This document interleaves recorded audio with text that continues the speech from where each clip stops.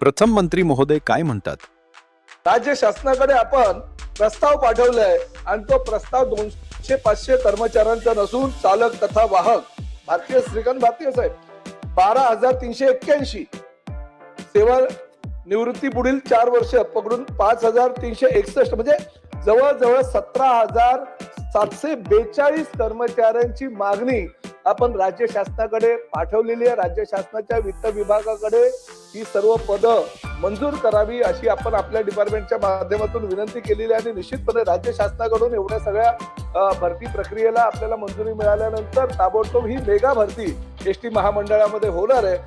नमस्कार मित्रांनो, एसटी महामंडळात नोकरीची सुवर्ण संधी शोधणाऱ्यांसाठी एक मोठी बातमी आहे.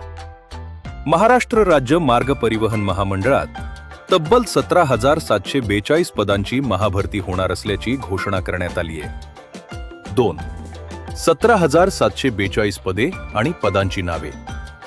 परिवहन मंत्री प्रताप सरनाईक यांनी ही घोषणा केली असून यामध्ये प्रामुख्याने चालक आणि वाहक या पदांचा समावेश आहे. एसटीच्या ताफ्यात येणाऱ्या 5,000 नवीन बसेससाठी हे मनुष्यबळ भरले जाणार आहे. 3.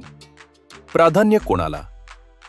सर्वात महत्त्वाचा प्रश्न, या भरतीत प्राधान्य कोणाला मिळणार? तर 2022 मधील संपाच्या काळात ज्या कंत्राटी कर्मचाऱ्यांनी एसटीला साथ दिली त्यांना या भरतीत पहिले प्राधान्य दिले जाणार आहे. 4. आवश्यक कागदपत्रे. अर्ज करण्यापूर्वी तुमची कागदपत्रे तयार ठेवा. तुम्हाला लागतील: 1. 10वी आणि 12वीची गुणपत्रके. 2. शाळा सोडल्याचा दाखला. 3. चालक पदासाठी अवजड वाहन परवाना हेवी लायसन्स. 4. वाहक पदासाठी आरटीओ बिल्ला आणि प्रथमोपचार प्रमाणपत्र. 5.